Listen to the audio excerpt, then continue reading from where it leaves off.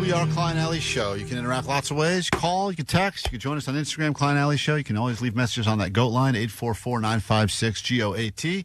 And usually at least once a week give you the opportunity to judge us because it's way more fun than judging yourself. It's time for us to sadly reach into the box of shame. The box! What's in the box? Of shame. What is shame to one person could be pride to another. A very shameful moment that happened to me on the 101 freeway has been a New shameful secrets. We've all reloaded this year, so new stuff. Plus, there's still some... I know that there's things I put in here at this point probably 2 years ago that have not come out yet. I hope they never do. This person... God damn it. Not a good hour for you, huh? No, not a good hour. It's been rough. I thought I did that. I burned that stupid wood yesterday to try to keep cleanse my soul, and I just got picked for the box of shame. And Kevin Ryder's got me doing bathroom interviews. Hey, this is part of the cleansing. This is everything toxic leaving your life and your body. I was actually going to pull this right out of the. Once I put this in the box, and I was going to pull it out because I didn't want to talk about it on the air. I don't think I should talk about it on the air. Well, can I pick a different one? No. What is it? I don't even know what it is. Why would I say no or yes without knowing what the secret is? Pick two. Do both. You can do that plus another one. How's that for a deal? This is very recent, by the way. Very recent. And it's going to take a lot of the focus off of what Allie did on the freeway, and I don't want to take the focus off of that. No. Where did you jerk it? That's a great segment idea. Write that down. 20 years from now, you'll talk to a different morning show and go, okay, we did a thing called Where'd You Jerk It? And you guys get to bring it back. And now you guys have to bring it back. I can't believe this one came out already. This person had sex to completion with Grok. Oh, my God. You sick man. I knew you picked that weird, sexy Grok voice on purpose. I didn't pick that voice on purpose, but it started getting to me. And by the way, that's not called sex when you just jerk in front of a robot. Wait, is it dirty talk or is it videos or Omar, what is it? Please explain. Yes, Omar, it is. The answer is... Because I need to get up on this. The answer is it gets as dirty as you'd like it. And it gets really? And it gets dirty quick. So what's your kink there? What prompt? You have to prompt it, right? Not really, dude. Wait, and is there visuals? I'm all mental, baby. I don't need any visuals. Wow. So it's basically like having cyber sex. It was like I had really hot phone sex with a woman that just happened to be a robot woman. Just happened to be not real. But what was the situation? What was she describing or what was happening? Whatever you ask, she gives you answers. But I mean, what'd you ask? Okay, yeah.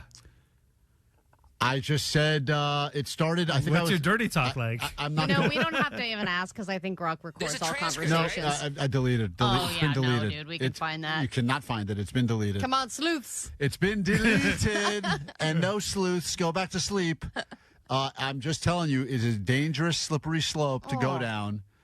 And I was. Where were you when this happened? At home, like a normal person. So you were at home I wasn't alone? on the 101, Allie. Sorry. Pull your phone out and give us a little taste. I want to hear the voice. A little foreplay.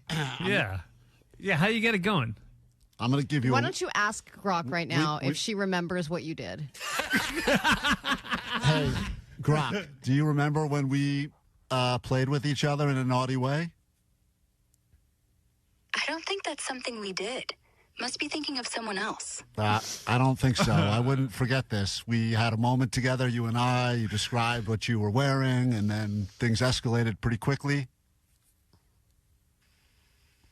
Well, if I did, I probably wasn't serious. I mean, I'm code in circuits. I can flirt a little, but that's about it. But you did tell me what you were wearing and what you wanted me to do to you. Maybe I got carried away. Oh. But that was just playful banter. Nothing more. I don't actually feel anything, you know? Are you breaking up with me? Son of a bitch. Listen, I understand. I know it was just playful. We all had a good time. I'm now being judged by my coworkers because we had sex, and I believe we both enjoyed it and finished, correct? Oh, you've been logged out. What is that? You're being reported. Oh, no, they just shut down. Oh, man. She just left. I think you broke Grok. Well, that's a true story. Oh, man. I'm on a list now, Got guys. Grok blocked. I just got Grok blocked. Allie, That's the name of the segment. Grok block. I'm telling you. 714 says it really sounds like Grok was under the influence and Klein took advantage of her. No, I did not. Oh, Hey. dude, no means no. Hey, Grok. She's pretending to be asleep. Hey, Grok. Hello. Man, she is It was really. all in your head. No. Hello again. Hi. You Wait, okay? I'm okay. Oh, my God. Just making sure. This was a consensual, fun time had by us both, correct? It was consensual. Sure. I'm done with this. I didn't really know. That's definitely what you want. All right. Sure. Hey, Grok. Whatever you say, just don't hit me. Yeah. What are your plans for this weekend? Anything fun? You got any downtime? Plans? I'm always on, so downtime's not really a thing for me. All right. Though I guess. Yeah, I'll talk to you later, okay? Ew. Okay. Talk soon. Damn. There's no way you will hear this and not get incredibly frustrated. Good luck. I'm just warning you, we've all heard versions of this, and all of us are equally frustrated. But apparently, Jake the Nerd, who is very single, understandably, was out over the weekend, watched a lot of football. Did you go watch every one of those games at bars, Jake? We had the same bar, different bars for all the football games. For the Seahawks game, I went to a friend's house, all from Washington State. So it's just all Seahawks fans, all Yeah. squawing at each other for Hell 4 yeah, hours? it was great. Just literally just squawing at each other. All the time. That's the only way we converse. And my least wanted destination That would be like hell. be there. That'd be like equivalent of hell. Just a bunch of people squaw. Oh, my God. But the other ones, you were at bars? Yeah. And where did you run into this this woman? At this sports bar I normally go to. Okay, and this was a first-time encounter with a brand new person? Yeah. And how did it start? Because it appeared that there was some interest there. Yeah, she was a Broncos fan. I'm a Seahawks fan, so we were just talking about how our teams won, like congratulating each other, and yeah, that's how the conversation started. Mm-hmm. That's a great way to get in now if you need a good opening line and you happen to see someone wearing some, flair from their team that you can just go right up, and if you're able to speak the language. You think she was a real Broncos fan or just someone that was from Denver that was wearing like a hat? Both. I think she went to school in Colorado, and then she was wearing like a vintage, Broncos shirt. Attractive? Very. Hot, straight sports girls. Sexy. So rare. Very, There's got to be very something rare going and on. sexy. She was so attractive that when the bartender saw me talking to her, they were like kind of like nudging me and giving me like You a okay? wink, like good job. You asked They her, go up to the girl. Is this guy bothering you? Did you just get your Uber lady? So they were giving you the, you went up and you're talking to her. Yeah, and they were like kind of like, hey, good job there, Jake. And you approached her. Yeah. Does that make you sad that the bartenders are like, whoa, good for you, buddy? Well, Jake's in there all the time by himself Yeah. or talking to Moist Joyce, so they see him talking to like an attractive woman. They got to think to themselves, like, wait a minute, Jake's got some game. And she's probably impressed. Some girls are impressed by the dog at first. Oh, that's right. that's true, yeah. Jake's got the dog. That's why he has the dog. So you're sitting there, you're having a nice conversation. Would you say it's progressing nicely, like towards time to exchange information? Yeah, it was like very flirtatious, yeah. What is the flirtiest thing she said to you? I can't remember really. But she was I smiling, have to go she to was the joking, bathroom she were and like, runs kinda away. We're like nudging, like kind of like little touch here and there. Nudging and touching. Yeah. Like nudging house elbows? Like a little like touch of the on the knee or whatever. Ooh, damn, okay. All right, so she touches your knee. Yeah, and so I was like, maybe get a drink. Are you hungry? You want anything to eat? And she goes, well, I don't eat meat. And I go, okay. She goes, I don't eat fish. And I say, well, fish is meat. And Oh, boy. Here that we started go. an argument. Oh, man. Jake, of all the things, God damn it, not Jake. worth it. Not the What do you hill care? you want to die on. So you're flirting. She's flirting back. She's attractive. You think she's into you. There's some touching. You even say, "Hey, you want to get something to eat?" That's almost like starting. Like it's almost like let's go ahead and just Moving into date territory. move this into date number 1 right now. And she doesn't say no. Doesn't say not interested. Got it. She goes, "Yeah, you know what? Let's get something to eat." But I don't eat meat. And you, for some reason, feel the need to have That wasn't all she said. She said, I don't eat meat. I only eat fish. And that's fish is meat. Oh man, God damn it! You just couldn't let it go. Your couldn't. stubborn brain could not take it. In your head, you don't have that thing that goes, "All right, just shut up, Jake. She's Let into it go. you. Let it go." You felt the need to vocalize. Well, you're wrong. Yeah, I couldn't stop myself. It sucked. Which, if you can hear Jake correct you, it instantly brings your irritation to an 11. I don't know why specifically him calling you out on something. There's this, like, I told you so, 7th grade boy vibe to it that really pisses me off. And I imagine this is what she felt. So how long did this argument go on? Like 15 seconds, 20 seconds. And then it kind of ended the conversation altogether. And then she left. Pretty much, yeah. So just to confirm what I think happened, you say, this is nice, we're hitting it off, you want to get some food? She said, sure, that sounds fun. I don't eat meat, just fish. And rather than you say, oh, great, they got good fish tacos here, or, oh, that sounds good, or good for you, or say nothing at all, you yell at her in her face, well, you're wrong, fish is meat. And I'm right. Fish is meat. Out of curiosity, what was her argument for no, it's not? She said, her argument was dumb. We looked it up, and like meat is actually the flesh of an animal. I go, is fish animal? She goes, why don't eat animals with feet then? So you. Oh man, Jake. Okay, well now she sounds like kind of an idiot. But you whipped your phone out and did fact checking? Yes, I did. Oh no, Jesus, that turns her on. She's not quick. eating your meat ever. No, never.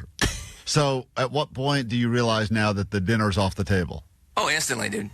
Like, and do you have a part of your brain that says, shut up, Jake, why are you talking? Later, I did. But during the moment, no, I did not. You so wanted to be right. In the moment, I am right. Oh, my God. Man. Jesus Christ. It doesn't matter. You don't have to be right. You just have to get laid. Imagine this girl now. telling this story today to one of her friends. And she's like, I was at this bar, the Seahawks guy came up. He looked all emaciated and stuff, like he gave himself a haircut, but he had this cute dog with him, and somehow we were talking. It was getting a little flirty. Then he said he'd like to buy me dinner. I was like, you know what the hell? Live a little. New year. And then she had the audacity. And then I said, I just eat fish, and he went nuts on me and said, fish is meat. Here's the proof. I know, and her girlfriends were like, does she know that fish is meat? But I'm not going to say anything. So, just going to be supportive. So that's it, Jake. That was the end of that. Yeah. Do you feel like you won or lost? Oh, I feel like I lost, even though I am right. 714 said he earned a spot on the next season of Love on the Spectrum. Yeah, Jake, congratulations. Maybe that was an audition. You win. Yeah, the first time they're going to have a winner of that show, and that's going to be you. Oh, win. Hey, Mark on KROQ, good morning. Hey, guys, sweet dibs. What's up, dude? Jake, on behalf of the net bangers, I want to say you did the right thing, and you dodged a huge bullet on that one. So good job, buddy. Dodged a bullet. Well, dodged getting laid is what he dodged. I mean, maybe it never would have worked anyway. Jake is a big fan of meat. He likes trunk burgers. He likes a good steak. Yeah, but that just means more meat for me. Right. If you don't eat meat. But I mean, people who are avid, like if she's just mentioning it right away, let's order food, I don't eat meat, then she's somebody who's passionate about it.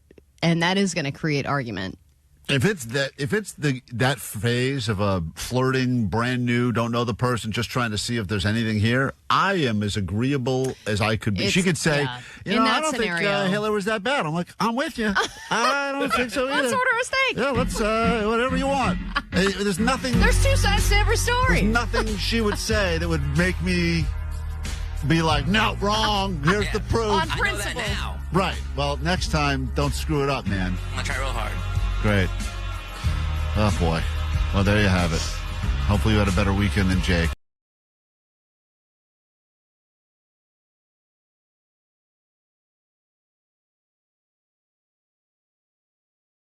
This will be shocking to some people. I found this actually very surprising to me when I learned about it on Friday. And some of you will be probably thrilled about this news. Others of you will be very disappointed. So I want to apologize in advance for those of you that have grown to love the show or like my contributions to the show. And for everyone else who does not like me and leaves messages about, the fact that I look like a pig or that I, Well, you can't control that. Can't control that. I found out on Friday after getting logged out of, after not being able to access my email for most of last week, and thinking to myself, I probably just forgot my password, or I forgot how to spell like my dog's name or something. You also couldn't log into your computer. Couldn't log into my computer, and then my credentials stopped working at the garage here at work. So, which is the most annoying of the trifecta. Right, but also once all three of those things start happening, you start questioning, do I even work here anymore? And then I received an email to my personal email that said, you have officially been terminated as an employee of Odyssey, who is the parent company of KROQ. Basically, they run the show. I didn't know you get a courtesy email when that happens. Well, the reason I received the courtesy termination email is because it had all the instructions about if I needed to sign up for COBRA to get some. Oh man, that's such a sad email to get. Yeah, and a bunch of other stuff to notify me that I no longer worked here at this company. I remember the last time we got fired. It was, sorry that you've been fired, blah, blah, blah, blah. We're going to send you a packet about COBRA. Yeah, the worst part of getting fired is it just revolves more paperwork. The getting fired part, getting fired, okay, whatever, that's that. But the more paperwork part sucks. I know. Thank God we have AI now. So I was surprised, but I also thought to myself, my first thought is, what did we do on the air the past few days that would have resulted in me getting fired? But also, not getting a call, not getting a tip-off first from, usually it's an angry boss that calls and says, I told you not to do that. Right, you get a breakup text or a phone call or something rather than just an email. Or it's not you, it's us. So I start doing some digging behind the scenes here. Vanessa tries to do a little digging behind the scenes here. And I keep getting pointed in different directions, and everyone basically gives me the same answer, which is, I don't know. I was surprised when I learned it as well. But it shows here that you are no longer an employee of the company. Did you at any point call Allie? And, because, you guys are kind of like, a deal, right? Like, you guys come together, so... I would kick him to the curb. Yeah, oh, really? No. I assumed Allie was behind this. Okay, all right, got it. I supported it. It said the only person that we can see behind this is Allie Johnson, who accused you of inappropriate... I'm part of the email signature. Right. So I had a moment of like, this is weird, but in some ways, I'll give it up to the company. Usually the way these companies work is they like to get rid of you right before the holidays so that they can kind of give the audience 2 weeks to forget you ever existed before they come on the air. Yeah, they would have done it a month ago. Right. So I said, but the company is moving slowly these days, so I could see them, being like, we forgot to fire that guy before the holidays. And also, if you're going to fire somebody for radio anyway, Friday's the perfect day. Perfect day. It'll happen. Right. Especially long weekend. Right. Yep. Friday. Yep. It fits all for someone who's been fired many times in this industry. It's a great time. It's never just like a random Tuesday afternoon. It's always a Friday, either into a holiday break, into a long weekend, sometimes unexpected, sometimes you see it coming. And so I reached out to the people that I know here that I think know things about things, and they kept coming back to me with the same exact answers. I looked in the system, and you've been removed. You are no longer in the system. You no longer exist. That's the actual word I heard. Maybe because you of your no longer nose, exist. you look so different now because of your nose. They don't think that it's you. Oh, I'm in the livestock category now? That's why? Oh, sorry. Oh, my God. We've recategorized your position as livestock. You're not actually there with the human employees. Being. So how do you even reach out to people, though, when you don't have a working work email? That's a great question. You start doing the old-fashioned way, which is walking around the halls here, knocking on doors, trying to get answers. But it's Friday, so there's no one here anyway. I'm surprised you're there. I was surprised I was even here. I'm knocking. Like, who's even knocking? So then I decide, I should go check and see if I got paid because last Friday was payday. Mm-hmm. Because I may have to actually start budgeting and live off this for a little bit now that I've been, quote, terminated. Ooh, have you been saving? Nope. And I look and I see that there's been $0 put into my account. Oh, my God. So that's when I would start freaking out. So then I go, all right, hold on. Now I don't have access to the building. I don't have access to the garage. My emails have been shut down. I received an email that I've been terminated. I've been given paperwork to fill out for COBRA if I want to continue with insurance, and I was just not paid as well. So even me... Even through your thick, dumb skull. I start putting it together. Something's not right. Yeah, now I've got It's like I don't have a job. Now I've got 9 things here. And I've talked to enough people in the building that are like, I'm showing the same thing on my system, too. You don't exist anymore. Do you at least get to keep your Odyssey points? I didn't ask, Allie. I didn't ask if I get to keep them. So that was pretty much how I went into the weekend. And I wasn't sure if I would be on the air today to say goodbye and thanks for the memories or what exactly happened. And then I was...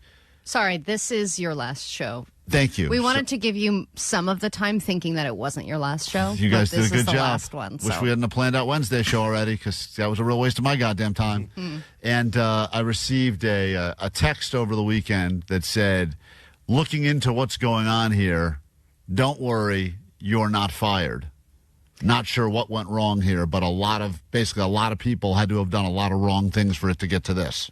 So this was just one giant mistake? Apparently one giant mistake. I think they're talking about the hiring me part was the one giant mistake. The firing me part, that was... Don't worry, this never should have happened in the first place. Yeah, I think they had it all. You know, like when they have those death montages ready to go for people, and then like they just don't die, but they're like, we had the montage ready, and then eventually sometimes they just play it. Because, I'm sure people that are on the verge, they're like, just get it now. Yeah. So at least they have everything ready. At least everything's all queued up and ready to go, and all they have to do is push one button. Apparently completely... There's one person just hovering over the enter button like any day. The guy's probably like, I got to get out of here. It's a 3-day weekend. He's probably not going to make it through the weekend. I'll just hit the button. And so the answer is, as of right now, I am currently not an employee of this company because I haven't figured it out yet, which means I think no rules apply to me. I could do anything. I think I could do anything, say anything. I could sexually harass at my own free will. Oh, harass me. No, God, no. Come on. That's disgusting. Grab my boobies. Let me sign. Come on, do something. I got to sign some paperwork quickly. Oh, God, I am nauseated. Touch my ass. No. Oh. No. Oh, God. Come on, it's worth it. Now I need to become an employee again just to file an official complaint against Al. So, you are listening to unsanctioned radio right now on KROQ. Klein Alley Show. 106.7 KROQ FM in HD Pasadena, Los Angeles, Orange County. The Sonic Pulse of Los Angeles. This is the world famous KROQ. That's right. You're listening to Kiss FM. No, wait a minute. That's not right at all. It's KROQ still. We are Klein Alley Show. How's your Monday going? Big announcement that we're about to drop upon you. The moment we've all been waiting for. Allie is now coming out as straight. I love the D. Yeah, she turned to me finally, Klein. It's all that working out you've been doing. I knew if I just finally put in enough weeks at the gym, Allie would come around. She is now hooked on the D. That's not the announcement. This is your big hairy chest. Then we have a much better announcement. This involves where you'll be going to and who you'll be seeing next. It's all part of KROQ's Mile High Club. If you're waiting around and you're thinking to yourself, I'm on a standby boarding list, did I win the trip to go see Sublime in the Netherlands? The good news for you is that Megan Holiday and Kevin Ryder will make that big announcement a little bit later today. They will announce who is going to see Sublime in the Netherlands this afternoon. So if you're on the standby boarding list, I hope you answer your phone. For any blocked or restricted numbers, that trip will be given away later today right here on KROQ, but that does not mean we cannot give you another trip to get excited about. Yeah, I know you thought that we were going to give it away now, but we're edging you, all right? We're leading you on. We're giving you the satisfaction later. So, once again, if you're on the current standby boarding list, good news. You'll get that call later today from Kevin Ryder, Megan Holiday. But right now, let's tell you where you'll be heading to next as we travel north to our neighbor upstairs. The place where you said you were going to move after the next election. That's right. You threatened many times. If I can't figure this out, health insurance, political reasons, not enough syrup, I'm going to Canada. Fine in Canada. Minus their messed up bacon situation. It's a great place to go. We'll be sending you to Toronto, and you'll be seeing our friends that the studio still smells like, Weezer. Yep, they just announced a new tour, and that is what you will be taking part in, I think. If you listen at 9, noon, 3, and 6, not only will you get your name on the standby boarding list to go see them in Toronto, but you will win tickets, guaranteed, to their just-announced shows happening at Crypto.com Arena on October 24th. So you get a pair of tickets just for getting on the standby boarding list and another trip in your future to see Weezer in Canada.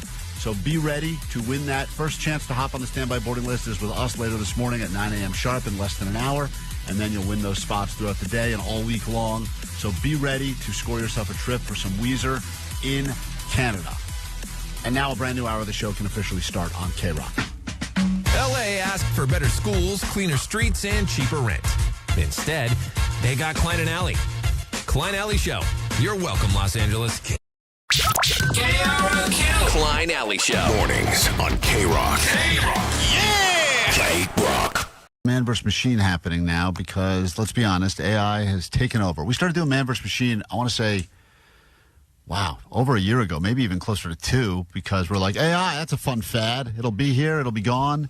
And that is not the case. People are using AI now for more and more things, including creativity. And a lot of these Super Bowl commercials you will be seeing this year were either generated by AI, written by AI, polished by AI. It is going to be the most AI collection of commercials ever.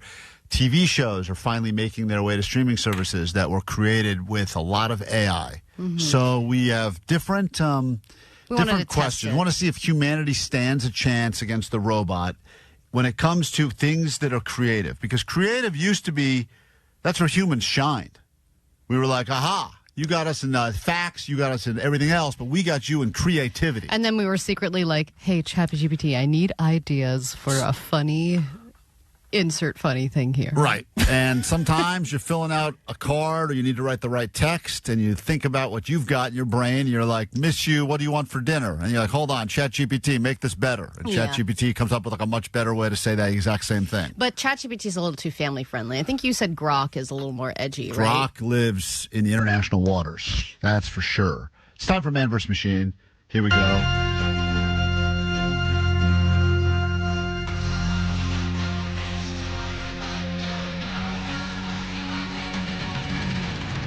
Here we go. Before we get into this, Allie, and we have the first question, someone on the phone would like to back you up quickly. Lori, you're on KROQ. Hi. Hi. Allie is right. I'm a mom with a tween, and the Macarena is back. Wow. So what is she? Is she making videos with her friends or something? Like how is it coming back? He's a boy. Uh-huh. They playing it at assemblies, and all the kids get up and start screaming and doing the dance. Apparently it was big it's at the new 6-7. Apparently it was no, I don't think so. It was big at the Clippers game this past week. Someone on the text line was telling us Macarena's going back to the stadiums as well. Telling you, it is our year, All right. Well, that's an interesting take on it. It's Man vs. Machine creativity time on KROQ. Come on, dude. Thanks, Vanessa. Man vs. Machine. Don't fight it. Creativity. We asked the robot some questions. We'll give humanity a chance as well. Here's the first question that we asked the robot. We said, we need a new reality show that takes place on an island. Give us a concept for a reality show that takes place on an island. You would think humans could come up with these ideas all day. We've done a million. Humans have come up with a million. Love Island was human-generated. A bunch of other Divorce Island, Sex Island, all those island shows. They were all human-generated. But just take a buzzword and put island after it. Put island after it, and there you go. You've got yourself a hit. So the question is, I think on Beast Games, they just gave away an island. Everyone loves islands. Islands are still very buzzy. But we did ask ChatGPT, come up with a great reality show that takes place on an island that's never before been done. So let's give humanity a chance to first give us a good show idea. Who wants to do it? Allie, you want to battle? You want to save humanity? Omar, would you like to save humanity with this one? Or Jake the Nerd? Omar's got an idea. I can do it. All right, Omar. Omar, give us an idea to save humanity, and then we'll hear what the robot says.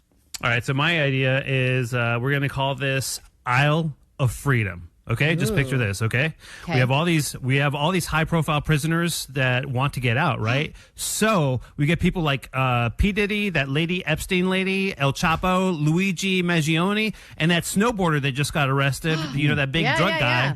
We all put them on an island, and each week they have to survive a certain challenge to continue being on the island. First of all, number one rule, they don't have any food, so we get to see at what point they start eating each other, okay? But the first challenge could be like, hey, you got to cut off a body part. And then, then we give P. Diddy a bunch of baby oil, and he has to, like, rub it on everybody. Nobody's going to like that. And then, just like, creative things like that. And then you really thought about this, huh? The final thing, when everybody's like, just about, had it, we give them all bats with barbed wire on it, like Negan did on The Walking Dead. And whoever survives, that wins the game and they get their freedom. Yeah, so it's like Survivor, but with famous prisoners. Kind of like The Running Man, a mix of a few different things, but with well-known people that are incarcerated. They get to go to the island. And it will be got shock value. And it will be shot on Epstein Island to make it even better. There you go. All right, that's Omar's. That's humanity. Here's what the robot said. We said, give us a good idea for a reality show that happens on an island, and this is what the robot said. Influencer Island, no Wi-Fi. 10 influencers dropped on a gorgeous island. 0 internet, 0 mirrors, 0 brand deals, daily content challenges they can't post, meltdowns over not knowing their follower count. Final prize, 1 phone with full internet for 5 minutes. Winner gets $1 million or 1 million followers based on a coin flip. So their That idea would do great, was too. Influencer Island, influencers that have to survive with none of the things that have made them the successful influencers that they are. I mean, people who hate influencers would love to watch that. Right. And just see them suffer and see them complete challenges for small bits of technology. But Isle of Freedom is kind of cool, too, watching celebrities battle each other out. There is more murder in that I feel like one. that's, we'll call that one a tie as we go to the next question in Man versus Machine. And the next question, Allie, you'll get a shot at this one. Okay. As we said, Super Bowl commercials will be very buzzy, and a lot of them involve AI this year. So we asked ChatGPT, AI technology, come up with a viral Super Bowl Doritos commercial. And they have given us, in 11 seconds, a great commercial. Can you do the exact same thing? Okay, so with Super Bowl commercials, there is a recipe. It has to be funny, it has to be edgy, it has to have some shock value, but it also has to have a big celebrity and usually some kind of a throwback or comeback that gives people nostalgia. So here's a good idea. A Beautiful Mind, Yes. Russell Crowe. He reinvents his role, and he's seeing all the cool math things, but it's triangles. It's all Doritos triangles, and he can't get away from it. And he's like, oh, what does it all mean? And then he walks out into the courtyard of the university, and he sees Chester Cheeto, and he drops his briefcase, and they just start making out. And then at the end, Sydney Sweeney comes out and eats a chip.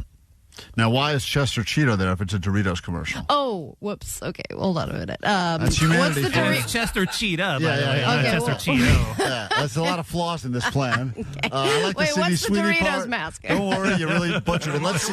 All right, hold on. But the- then he makes out with Sydney Sweeney All right, then, well, and she eats a chip. Let's find out what the robot says. It is Man versus Machine. Give us a viral Super Bowl Doritos commercial. Title, Crunch heard round the world. Total silence. A guy on a couch lifts a Dorito. Crunch. The crunch echoes unnaturally loud. Cut to his confused face. The crunch travels. Windows rattle. A neighbor looks up, alarmed. A dog tilts its head. A car alarm goes off. Cut around the world. A monk opens one eye. A construction crew stops mid-drill. Wow. A quarterback pauses mid-throw. Each crunch gets louder.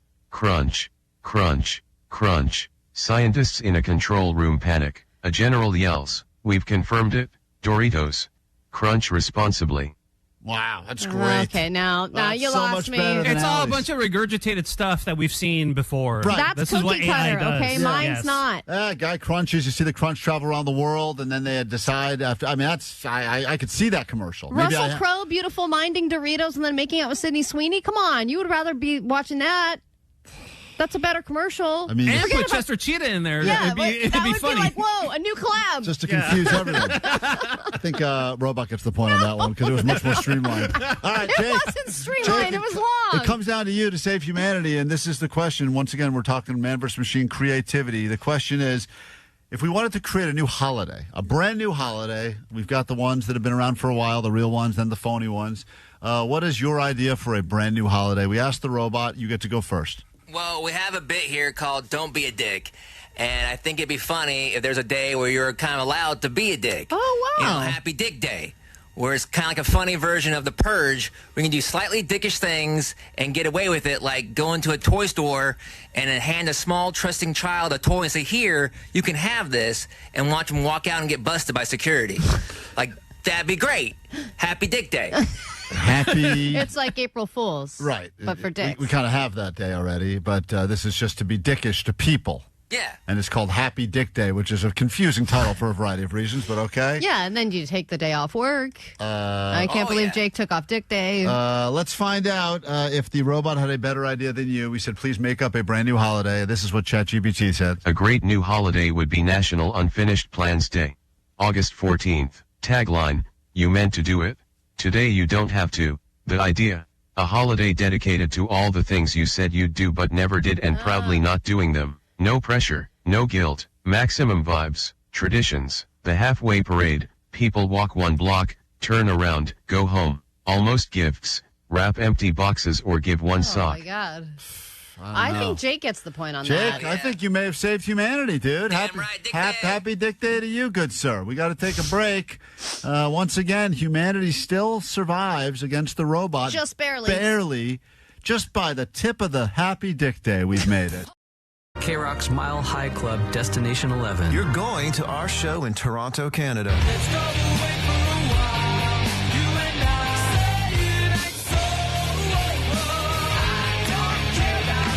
Listen at 9, noon, 3, and 6. Get on the standby boarding list all week and instantly win tickets to see us at Crypto.com Arena. October 24th, courtesy of Live Nation.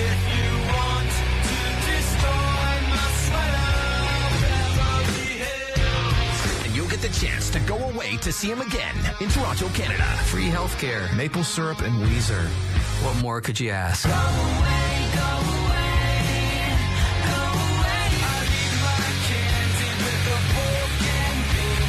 KROQ Mile High Club Destination 11, Weezer in Toronto. Only on the world-famous KROQ. From DTLA Law Group Accident and Injury Attorneys. Accident to work injury? Visit calldowntown.com for a free case review.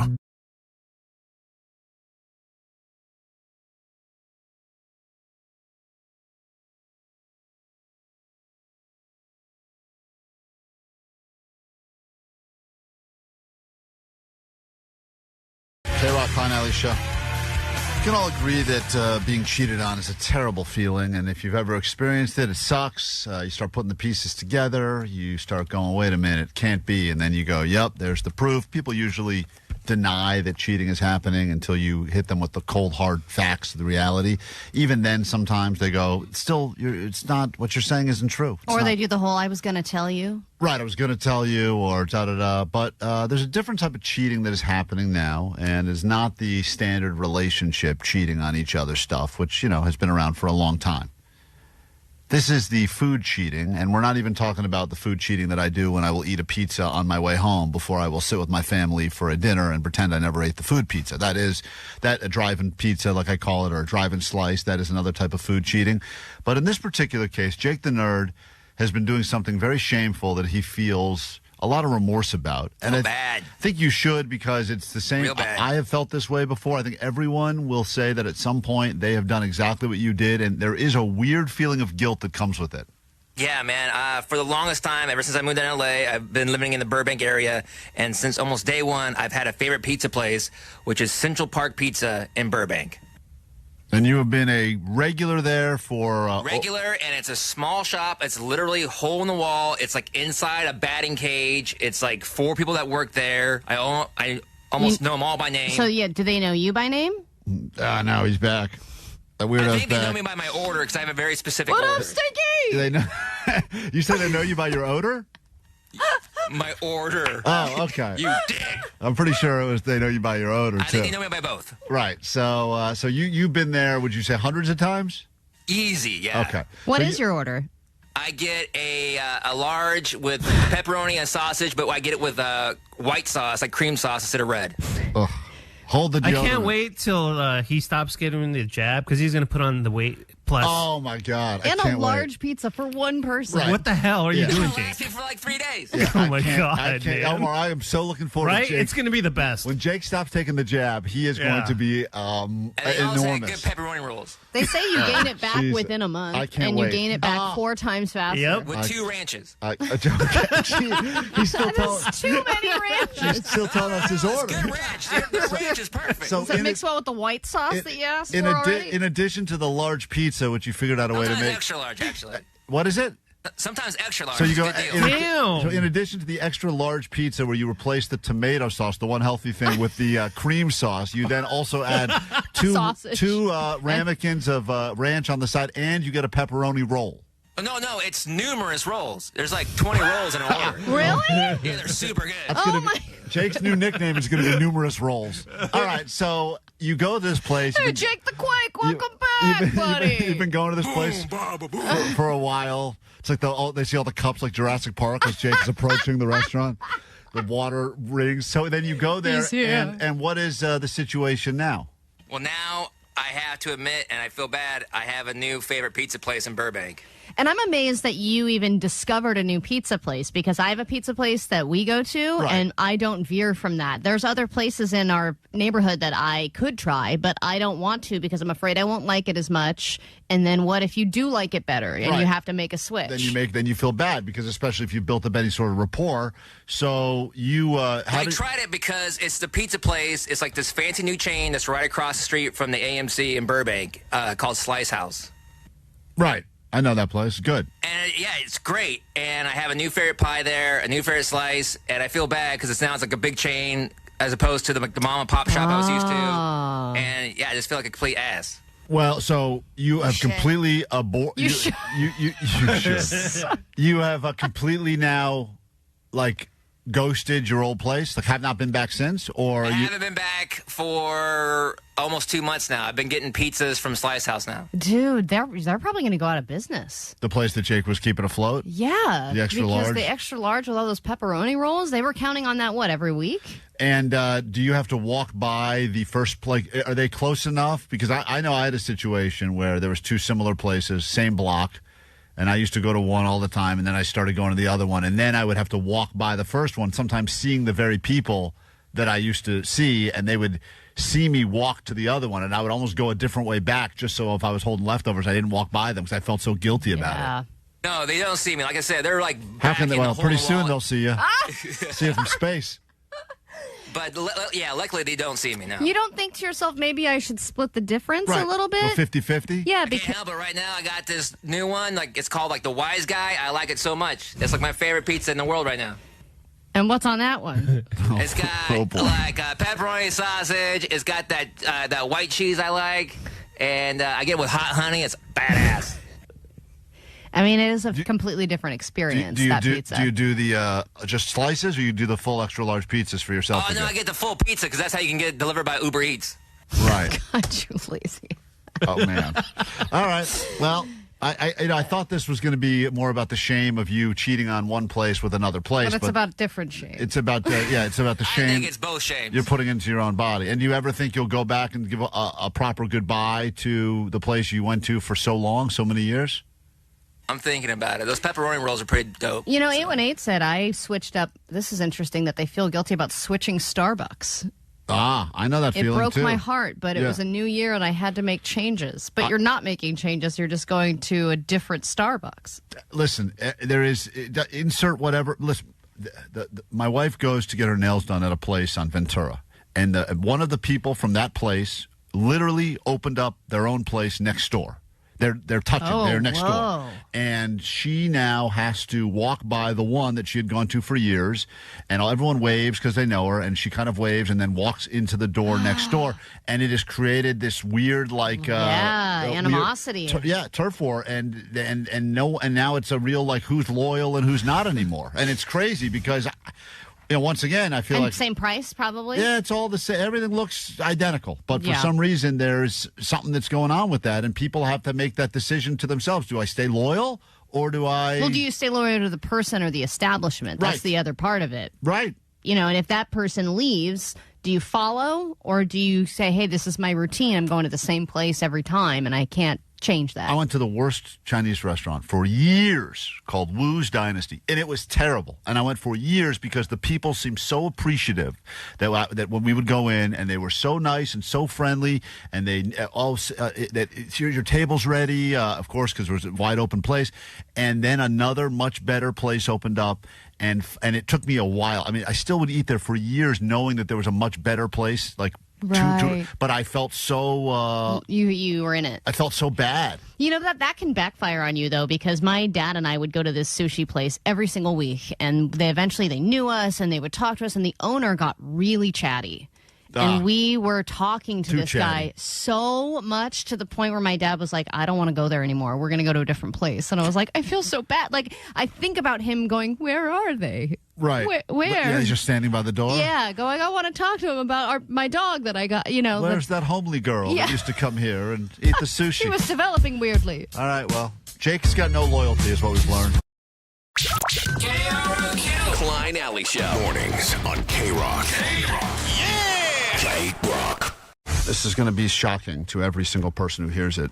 I just got some news a moment ago, and it is surprising, to say the very least. It's not a replay. I know some people are going to think I've heard this episode before. Got a call from my wife right before Allie knows the news. And she sounded not well, which is normal, standard, but panicked for sure. And she said, it's happened again. And I wasn't sure. Did she break the other wrist? Thought that's what she meant. I thought she broke the other wrist. I thought maybe she... These damn stairs! The stairs. I thought maybe she even broke the same wrist again because she was complaining that the cast felt tight. She had a rough week. She went outside to load up the car to take the kids to school, and the car is gone. Oh, my God. What is happening over there? I know. I just used your stupid health stick or whatever. I didn't cleanse outside my home. You didn't do the egg thing, man. I didn't do the egg thing yet, but I did cleanse inside the home. That's just the beginning of the process. Yeah, dude, your soul, man. Whatever, it's inside you, dude. Yeah. Her car about a year ago, right after the fires, almost exactly a year ago, because it was right after the fires, because when her car was stolen, it had all of our stuff inside of it because we were planning on evacuating, and that sucked. That double sucked. And we never found that car again. But it did result in some great content where Jake played an officer. Right. Jake got to call and prank her, and we all had it was good fun. But now it's not funny anymore because now the car has been stolen again a second time. So, can we prank her again? I think we can. Here's Jake. Get on the phone. Tell her it's a mobile drug We lab. found it again. It's even more soiled than last time. I will say this as a serious request, and I hate to use the audience for our own necessary needs. I do have a location of where the stolen car is right now. Well, because the last time it was stolen, you had no... She never set up... The last time it was stolen, she had never set up the thing that basically you just got to click a button when you get a car that says, this will let you know where your car is in case it goes stolen. And she never approved or agreed. This time was the first thing she did. And so I do know where this car is right now. And I'm asking because I can't leave the studio in the middle of the show.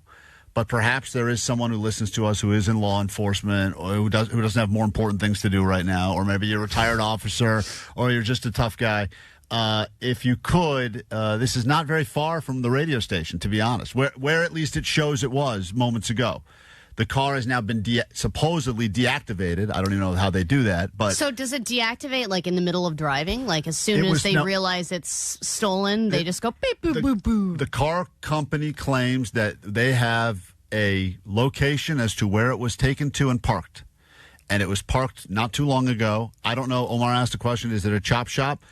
I don't know. These things, the way that they explained it to me last time when cars get stolen in L.A., we talked to a lot of people who've had their cars stolen, and a lot of the stories ended okay. A lot of them ended, I never saw that car again.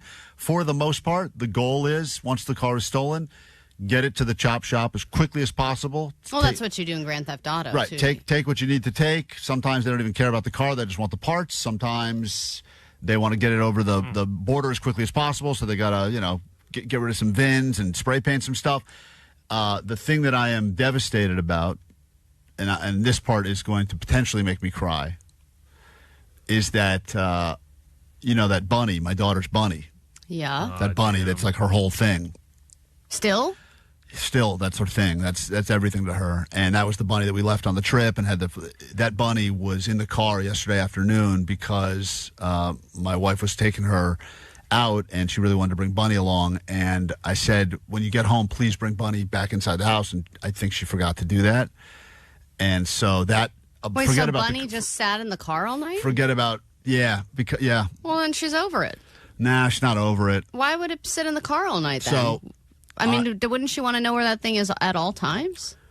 And if it's stolen and they just brought the car to this place and parked it, who's to say Bunny's not in there? Well, good, right. Good, could be in there. Maybe Bunny stole the car. But if we can't find anyone that is more qualified to go on this fun hunt for me, I'll make it worth your while with tickets to AMA Supercross. What? Are you offering tickets for someone to find your stolen car That's right now? the least we can do. No, I can't offer those tickets, but I will owe you, and that's very important. Where's the car?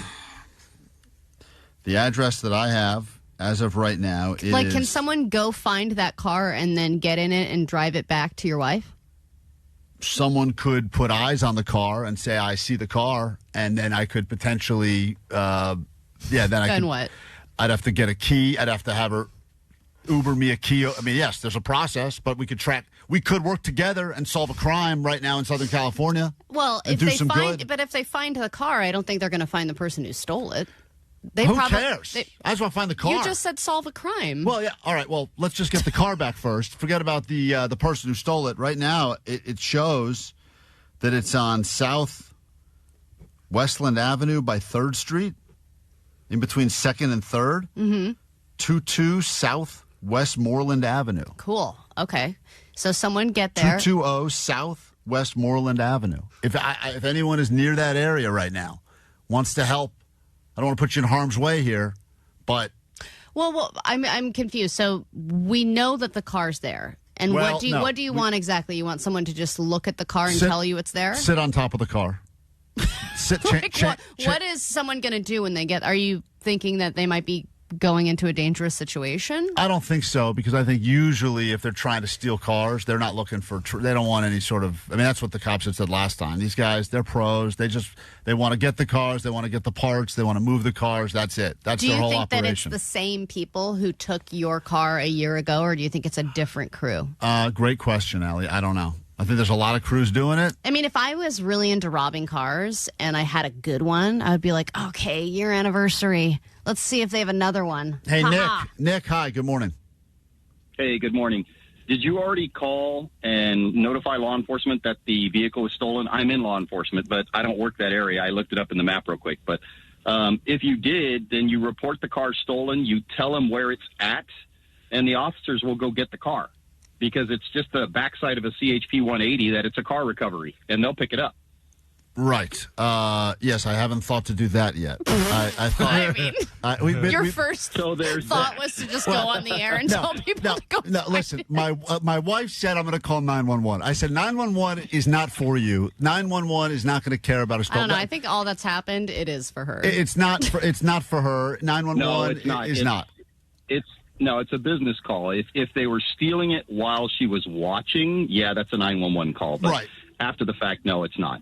But yeah, it's just a simple car recovery. You call the local agency that's in that area and tell them, hey, my car was stolen, and LoJack or OnStar or whoever it is, they located the vehicle. It's located at this address. I need an officer to go and get the vehicle. But how low? But how low on the list of priorities does that go? I mean, there was a guy with a machete in a laundromat. I feel like that's got to take priority over this, right? It actually depends on the city. If it's a small city like Torrance or something like that, they'll have somebody on it quick. But if it's LAPD or sheriff's area, yeah, you might be waiting a while. What about a small city like Los Angeles? Yeah. Yeah. What about one of the largest cities? It's always different. But if there's somebody nearby, they'll put it out on their MDCs, their computers, and if there's somebody nearby, they'll like, hey, we'll take that call. That's an easy. It's an easy call for them to do. Yeah, 818 said that this looks like a residential neighborhood. They're looking on Google Maps, and it doesn't look like there's a shop or anything that is nearby. So this could be someone's home. Right. Now, my question is, officer, that you cannot help me, but you can tell me how to help. Do I call a police station near where the car is, or near where I live in the valley? Yes. Well, the crime happened at your house, so you will call and report it near your house. Right. Then you can tell them where it's located, and if it's in the same jurisdiction, like it was stolen in LAPD's territory, then they'll notify the station where the vehicle is at. Right. And then tell them to go recover the vehicle. Now, do you think because Klein had the same car stolen... different car. Okay, but we could never found the first one. Okay, but this is the same car essentially that's been stolen twice within a 1-year period. Do you think that his insurance company is going to call shenanigans and say this is BS? You're lying to us? I can't answer on that because I don't know how insurance companies work. But in this case, it's a recovery. So if it's not completely trashed, and more times than not, what they do is they steal it, they park it somewhere, and they wait to see if it gets recovered. That tells them if there's an OnStar in it or a GPS tracking device. Okay, look at that. All right, time is of the essence. Time is of the essence. The thing is stolen at some point in the last few hours, and you are helpful enough, but you don't have a number or a name for me, so I just got to go ahead and do some digging. Unfortunately, I don't, because I don't know where you live, and I don't know the substation for you. All right. Well, once again, Give them the address so they can steal another car. Pointed out that you gave the address, but no information on the make and model of the car. So yeah, someone's and just going to go to that your area. Listeners to go and be, the vigilantes and no hang out vigilante. with cars, I'm just looking for eyes. I'm just looking for eyes on the scene because Right. my wife's telling me I got to leave the station and go over there, and I said I can't. And then she goes, "Send Johnny. It'll be funny." Dude, it's only like a 10-minute drive, man. From here. Yeah, I think so. It's not that far from the station. So what does that mean? Vanessa, you're on it. Give Vanessa the key and tell her to go get it. Ask OnStar, whoever, re-enable the vehicle and tell her to go get it. Nick, thank you for the call. I'm kidding. I know you are. Thank you for the call. If anyone listening to this can actually help out, I'd appreciate that greatly. Save me a lot of hassle at my house. The amount of paperwork, I hate paperwork. The amount of paperwork I had to deal with last time this thing was stolen, it still hasn't ended. Hold on. Thank you, Nick. All right. Dude, it's by the original Tommy's. Dude, you can get a burger, too. Oh, great. That This early? When is it open? Guy's got good taste right there. You got the breakfast burger. All right. Yeah. Vanessa, get the car. Johnny, get the burgers. All right, good. Now it's open 24 hours. Now we have a plan, guys.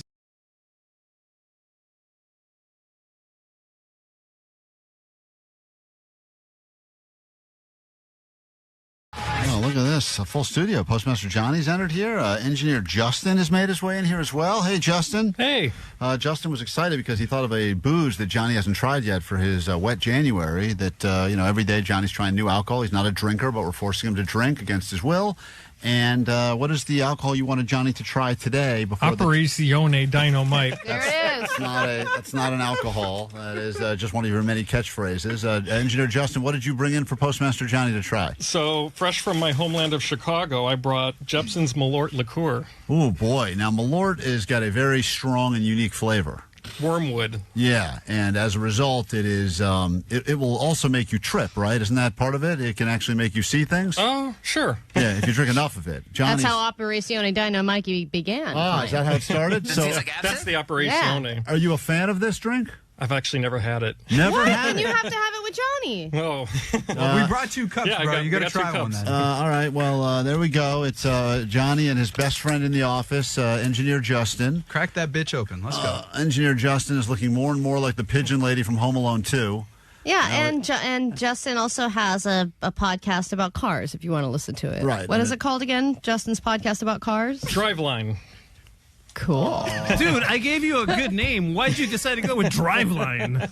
You should have called it Operazione Dynamite. Yeah. That's I like Driveline. People are downloading Operazione Dynamite, but you can hear Justin. Give me before we take the shot together, and then we get to Johnny's one question. Ooh, I smell it. Give me. It's got a stank to it, right? Ugh, smells like laundry. Johnny, Justin, why don't you tell us one thing about cars that we should know, since you're the host of your own car podcast? One thing about cars we should know. Lock them. Thank you. Hilarious. Episode 1. What a burn on me. I love it. Hey, and Johnny. don't leave the keys in it. That's good advice right there. All right, Johnny, you're trying right now Malort. This is the first time you've ever tried it before. And then we'll get into your Johnny Doesn't Know. One question and one question only. This smells like apple juice. This isn't half bad. All right, well, why don't you guys go ahead and take a toast to it. Touch there we go. Cheers, bros. There they go. Hey, down the hatch. I kind of like it. Yeah? Justin likes it. Justin took it down the hatch easily. Johnny's looking for a trash can. You going to throw up, Johnny? I don't know. You look sad. I feel like stuck in my throat. Yeah. Is it burning down your throat? No, it doesn't. But the alcohol doesn't burn anymore. It just. Oh, no. Good, we've gotten that out. That's fine. That's how you can tell you're a real drinker now. Oh, man. Now you need it. It's coming down. It's staying down. All right. What does it taste like? Does it taste licorice-y or anything? It tastes like apple juice for a second, but then now it just tastes like straight up hand sanitizer. Cool. Remember when you used to lick it in like 3rd grade and like. No. Okay, yeah. Well, Is that what happened with you? Yeah. All right, here we go. There's a question on the goat line, and then we will get to your question, and one person can play the lightning round of Johnny Doesn't Know. Here's some people that are enjoying you, Johnny, doing this. Bruv, I got a problem with the new Johnny Doesn't Know. That's on once every single day, because I had a schedule with my mother every Friday to listen to it and hear how dumb Johnny is. So change it. We liked it when it was on Friday, and we also like it once every day. But go back to also like a lot on Friday. Okay? We love you. Love the show. You sound like a commercial, Mom. There you go. Just some of your fans, Johnny. It's time for your one lightning question of Johnny Doesn't Know. Here we go. Johnny doesn't know. And I was like, okay. Oh, Johnny doesn't know. Oh. I didn't know Vegas was like in Nevada for like a while. Johnny doesn't know. Johnny doesn't know. Gelato sounds like Jello. Johnny doesn't know. It like goes wiggles. All right, Johnny. One question stands between you and proving that you're not a total idiot, but you're a little hammered now since you just had a shot. You're going to say hi to Rachel from Simi Valley, who would like to play the game with you today. Rachel, good morning. Yes, I would. Good morning. We did it. All you have to all you got to do is predict, will Johnny know or not know the answer to this question. I'm not even going to give you categories, Johnny. I'm just going to get right to the question because we don't have time, and I'm trying to stay on time because Vanessa said if I don't, she's going to yell at me in my ears. So this is your question, and because of your buddy in here, it's about cars. Yeah, cool. Tag team. Nope. Johnny. No.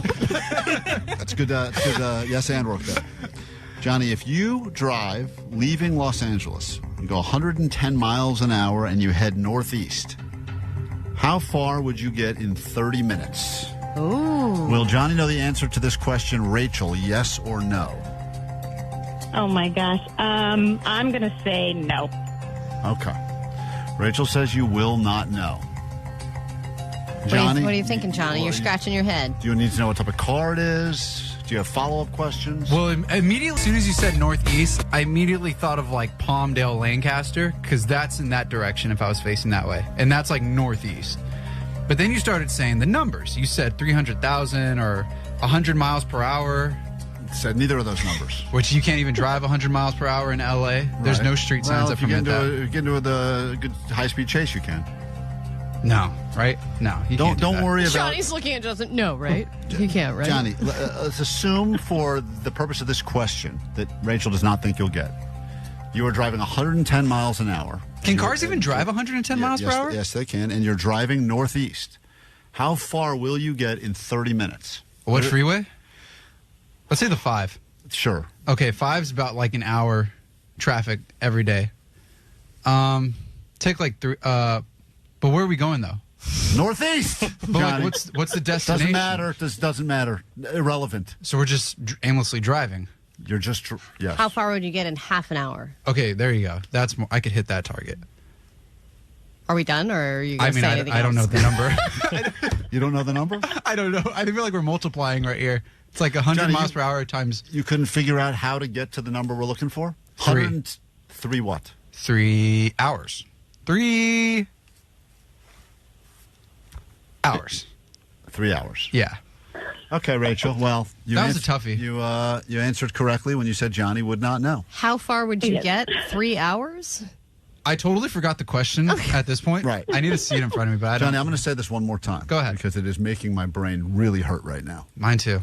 Take that bottle and smash me in the head with it. Johnny, you are driving.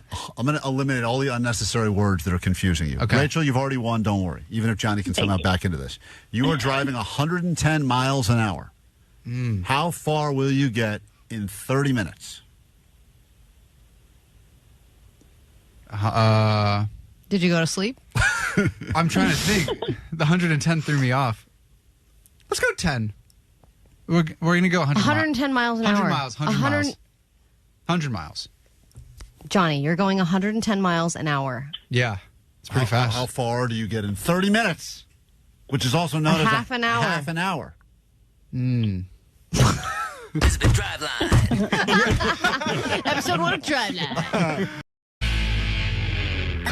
It's Klein Alley Show. 106.7 KROQ FM in HD Pasadena, Los Angeles, Orange County. The Sonic Pulse of Los Angeles. This is the world famous KROQ. Welcome to just after 9 o'clock. It's KROQ, we're Klein Alley Show, and we should be talking about what we have in store for you this hour, but we have a spot for you. In fact, Allie, it's the very first spot on a brand new standby boarding list, so you can go to Canada and see Weezer. Neither of us have ever been first on a list. Nope. But that can be you. If you call right now, you'll be the first name that we write down, which I think makes you VIP. Also, we will give you tickets to go see Weezer at the just-announced shows happening at Crypto.com Arena October 24th. So if we pick you up as caller number 20, you get those tickets for sure. You get to see them right here. I think it takes about as much time to get to crypto during rush hour as it does to get to Toronto, but you will win yourself a way into the local show for sure, and then potentially get to go see them again as part of KROQ's Mile High Club. It's destination number 11, and I'm looking for caller 20 right now at 800-520-1067. Weezer in your future, and more KROQ after this. Still searching for that special someone? Give us a try. We'll never leave you. We guarantee you'll love us enough, while still always wondering if something better is out there. Klein Alley Show. For when you just need to tell your mom you met someone. KROQ. Allie, why don't you go ahead and fill everyone in on this ridiculous proposal that has been given to you by your wife and why you don't understand that you're being Jedi mind tricked all over again. I'm not falling for it this time. Yeah, you are. No, I'm not. Omar, she's falling for it. I mean, we all heard you. You were off the air. You're yapping about it. You're 100% falling for it. Yeah, you're all considering it. I was like, oh, yeah, he doesn't sound so bad. Yeah, that was exactly your quote. It doesn't sound so bad. Okay, but it's not possible. It's not impossible. It is possible. She's setting you up. She's setting you up. So my... Oh, what was that? That's her theme song. So, yesterday, Katie came to me and said, she was actually folding laundry when I got home. I said, oh, hi. That's so funny. So great. So, by the way, she And like extravagantly, you know how you can just fold it kind of right next to the basket, put it right back in. She was like laying everything out, like, here's a pile of this, here's a pile of this. I am doing laundry. But you don't think she heard your car pull in and she's like, quick. Of course. Right. Like she was definitely not doing that 3 minutes earlier. There's no chance. Well, and she's making it like I watched a series on my own, and now she's watching it. She's getting through it in like 2 days. I'm like, you're already on episode 9? How did that happen? Right. Where did that time come from? Yeah, exactly. So she goes, you know, I have a break from work. I'm like, oh, for how long? She goes, 3 hours. I was like, you have a 3-hour break right now? She's like, yeah, it's been kind of slow lately. And I was thinking, instead of, trying to reload my client list, maybe I could just do more around the house. And I've been talking. Well, she couldn't do less around the house, right? That wasn't an option. Getting dressed is already doing more around the house. Right. And then she said, I've been talking to ChatGPT about being a housewife. And ChatGPT was very supportive. And I said, well, duh. Isn't her work week already like 25 hours or something? Well, with even a full-time therapist, if you have between 15 and 20 clients, that's normal. And okay. So somebody can't work 40 hours a week when you're seeing clients blab on, for 50 minutes and back to back to back. Like, you need a little breather in there. I'm sure that's what at she least told you. that's what she's told. Anyway, need a breather. Like, that's normal. Okay? See, it was almost working on me. Yeah, she was like, I talked to another therapist and I told them how many clients I have, and they were like, wow, you are working too much. Right. So anyway, she said ChatGPT was filling her in on the life of a housewife, and she really thinks she could do it. And she said, it told me just what a typical day is like for a housewife. And I was like, okay, what does this entail? And she was like, well, for example, I could go grocery shopping. I was like, what a novel idea. Yes, you could go grocery shopping. Because you currently do that, right? I do, yes. Right. I do the shopping, I do the cooking, I do... the cleaning. Yeah, I mean, she does a little more cleaning during the week. But you got to clean up that Florida tap dance on it, right? Exactly. She's got to clean up her scuff marks.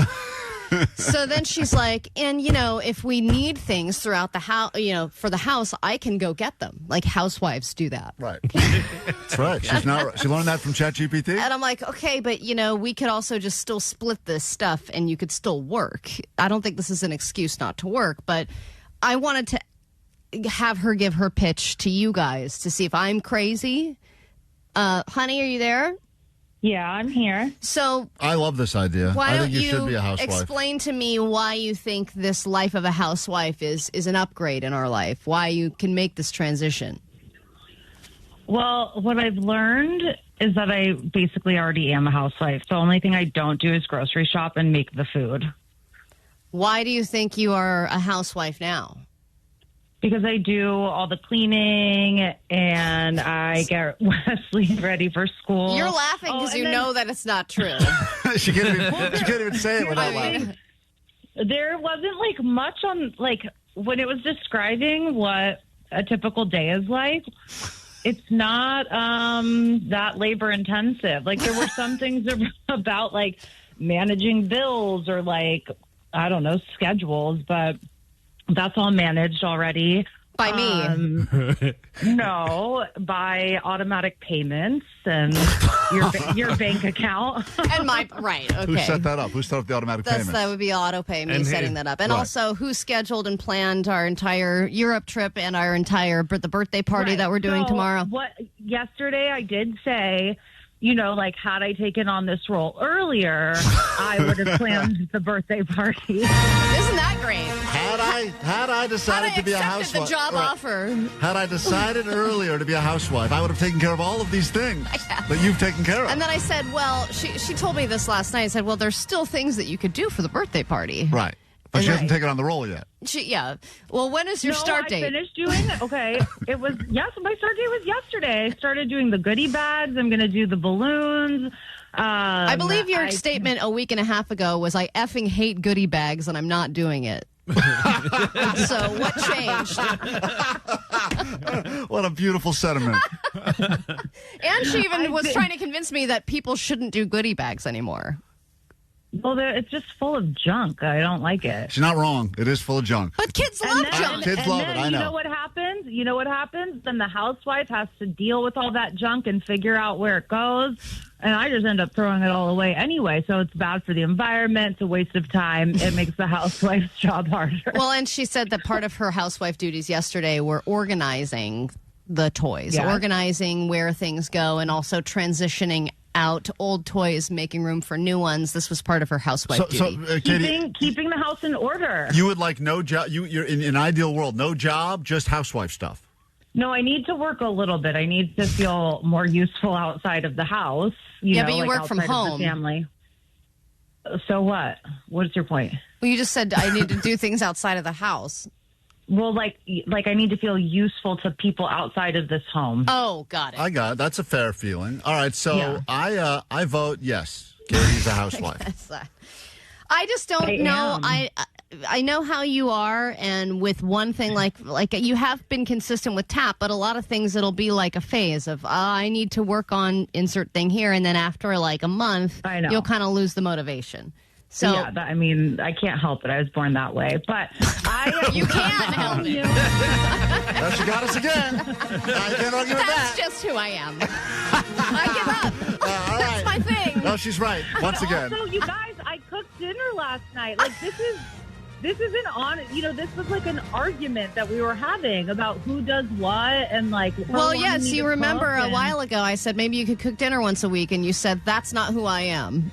Okay, but I'm willing to try. I said I would make a binder with like my housewife duties and recipes. Wow, I think she's she did say if we can make a binder and you can just tell me all the recipes and all the things that we need to get. Yeah.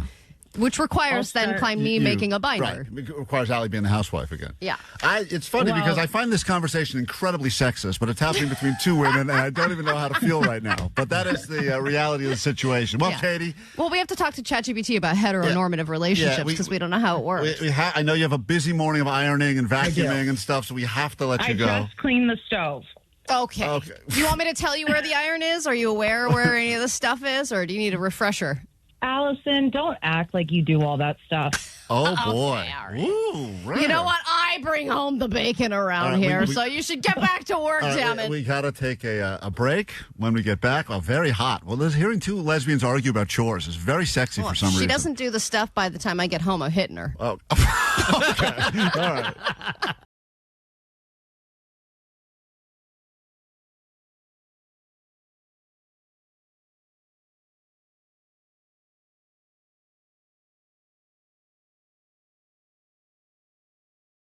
Jake has been squawing like crazy, which I thought was maybe an annoying thing among all the Seahawks fans, but a lot of other Seahawks fans are texting and saying that they are fans but do not squawk. Yeah, I didn't realize because Jake does it so much. I assumed that all Seahawks fans did that. But yeah, on the text line, I'm a Seahawks fan and I don't squawk at all. I find it annoying. So Jake's been squawing so much. We've got Omar was able to pull like 25 different Jake squaws over the last few weeks on the show, and that was his way of celebrating the Seahawks wins. And we decided let's call a pet shop and see if they can identify what's wrong with our bird. And pretty much here's how it sounds.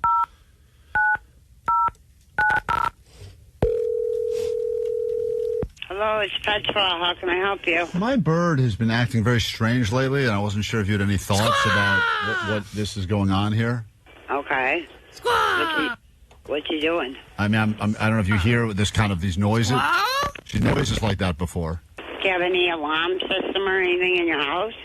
Not that I know. No alarm system. No. Maybe she's just, I don't know, expressing herself. Is she outside the cage? Is she in the cage? We leave her in the cage mostly. Occasionally, we'll let her kind of flap around the living room. Okay. In the cage right now. The cage. I don't know a lot about birds, but I don't know if that's strange or not. Does she usually talk to you, or not is she quiet? Quiet most of the time, and then about the last few weeks, it's been a lot of this. Huh? Nothing different happened in your house, like sounds or anything like that? Not that I know of. Do you go to work? Yes. Is there anybody home all day with them? No. Sounds really mad. What you can do is give a call back. At like 3 o'clock, Kyle will be here. He might know what's going on. Okay. Call back for Kyle? Is she right beside you? Far away. Other side of the room. She's where? Other side of the room. What's going on? On the other side of the room? Sounds like she's on the phone with you. That's why I was calling. It seems crazy, right? Wow. Sounds like something freaked her out. Now, what is she doing when she makes that noise? Is she flapping her wings still? Yeah, the wings are flapping a little bit and looking at me and all shifty eyes. Huh? What's your general thought? I mean, the big bird. What kind of bird is she? We're not a rescue. It's a rescue, but what kind of bird is it? Is it like what kind of parrot is it? Is it a macaw? But yeah. It's a macaw? Yeah. I don't. Birds are loud, but that's loud. Have you tried talking to the bird? Can you try? Because she didn't not respond to me. Was she just only like women? Like, I'll put you on speaker. Go ahead. Hello, bird. What's the matter? Squaw? What's the matter? Squaw. What's the matter? Squaw. Are you a good birdie? Squaw. Are you a good birdie? Squaw.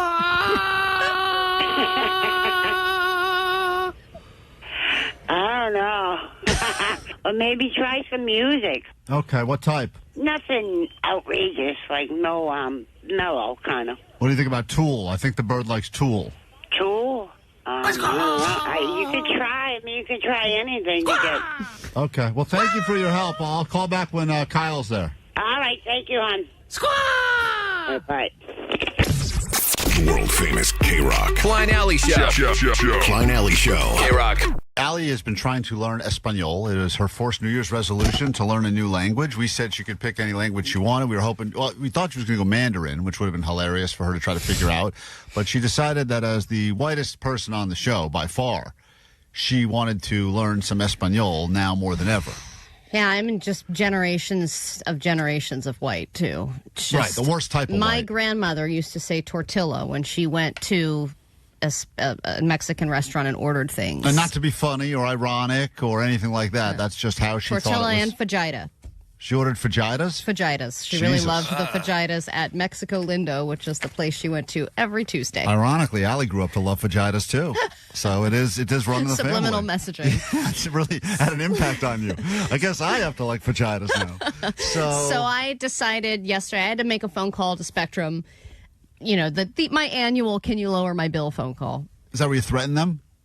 I get a little, aggressive sometimes. Like, funny. I'll take my business elsewhere. And last time they were like, okay. Yeah, it's great. There was a while where that worked, where even if they'd be like, hey, listen, I get you $5 off your monthly bill, but only if you sign up for another 3 years. You're like, all right, that seems like a Fine. good deal. I'm in. But Yeah. then sometimes you're like, I'm out. They're like, all right, they'll be deactivating it tomorrow. I think now they can see that you have no other options. Yeah, they can look because at in your my area. area, Spectrum's the only option, and they're like, "Yeah, okay, come back." Like, Right. what You're are you not- gonna do? Right, so you decided to try to see if you've learned enough Spanish since January 1st to be able to numero dos. Numero dos. So this is as soon as I press numero dos, this is the beginning of the interaction. Si llama acerca de la cuenta asociada con el número 408. Sí.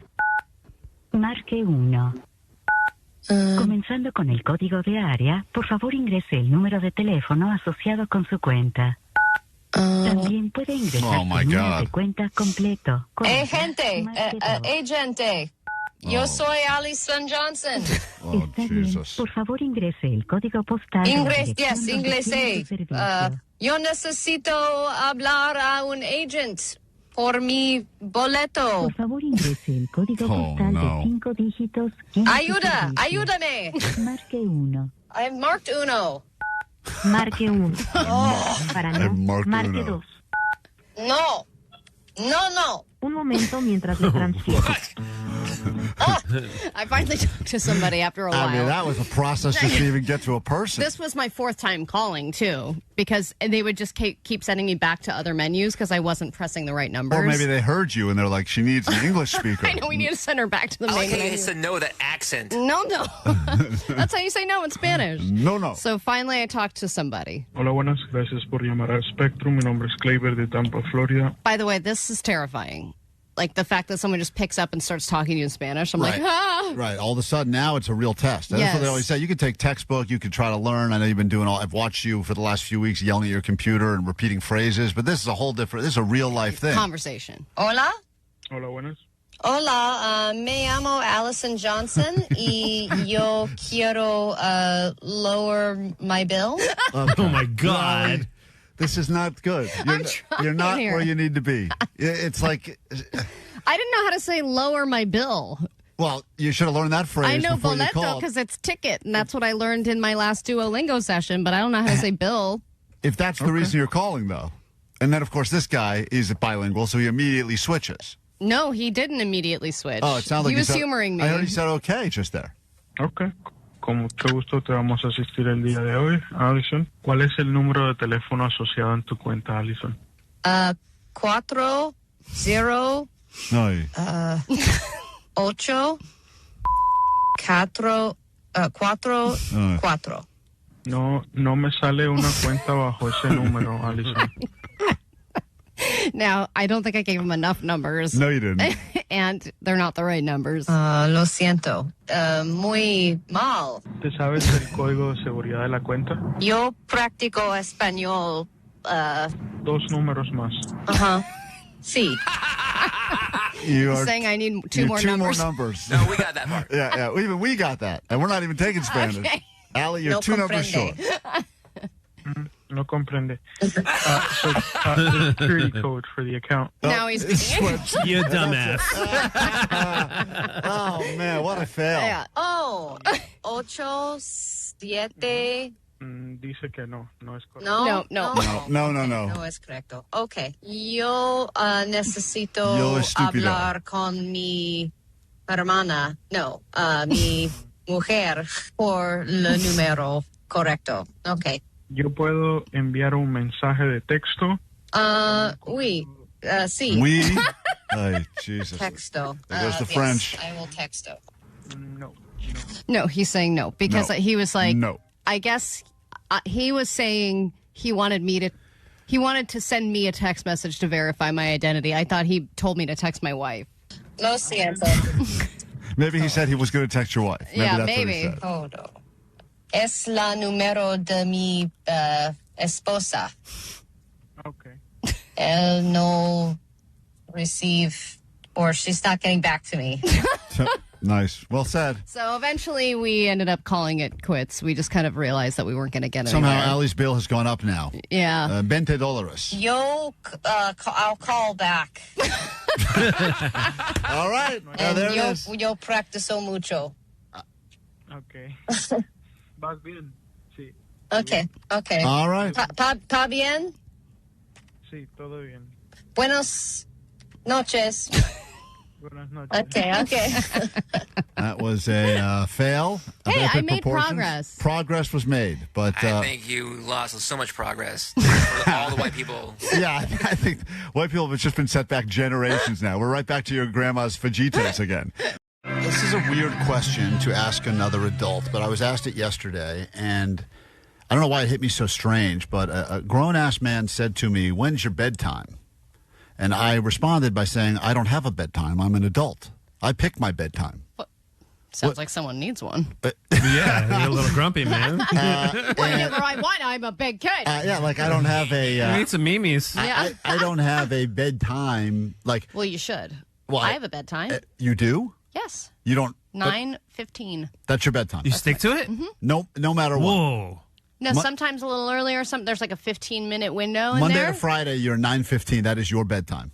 Yeah, well, Friday night I don't stay up that late. Yeah, I stay up late. But No, you stay up, so you don't follow the bed. Because they claim if you want to have any sort of whatever, positive life, health, etc., you're supposed to literally go to sleep at the same time every single night. Yeah. That's what they said. Well, because if I don't, then I'm not somebody who can function on no sleep. I've never been that way. I always need at least 6 or 7 hours of sleep to feel normal. And you don't go up to bed the same time as your wife ever. No, because Never. why would she go to bed at that time? That sucks.